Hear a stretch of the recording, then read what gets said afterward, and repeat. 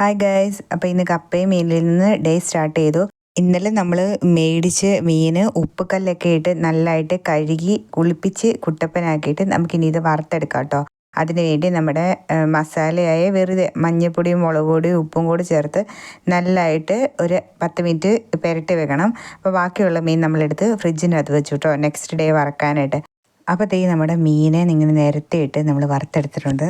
പിന്നെ ഇതിൻ്റെ കൂടെ കൂട്ടാനായിട്ട് നമ്മുടെ ചക്കക്കുരുമാങ്ങയുണ്ട്.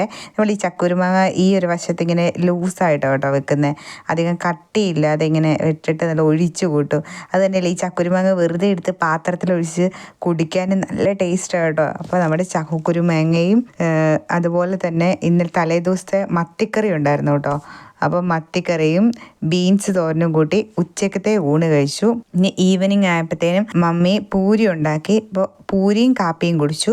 അത് കഴിഞ്ഞിട്ട് പിന്നെ നമ്മൾ ഉണക്കമീൻ വിടാൻ പറ്റത്തില്ലല്ലോ, ഉണക്കമീൻ എടുത്ത് വെട്ടി തേച്ച് കഴുകിയിട്ട് ഉണക്കമീൻ ഉപ്പും മഞ്ഞൾപ്പൊടിയും മുളക് പൊടിയും ചേർത്ത് വറുക്കാൻ വെച്ചിട്ടുണ്ട്. പിന്നെ കോവയ്ക്ക ചെമ്മീൻ തേങ്ങാക്കൊത്തും ഇട്ട് ഒലത്തിയതും അതും ചക്കക്കുരുമാങ്ങയും കൂട്ടി വൈകിട്ടൊരു പിടി പിടിച്ചു കേട്ടോ.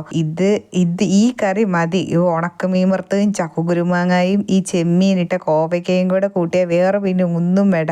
അത്രയ്ക്കും ടേസ്റ്റാണ് ഇത് കഴിക്കാനായിട്ട്.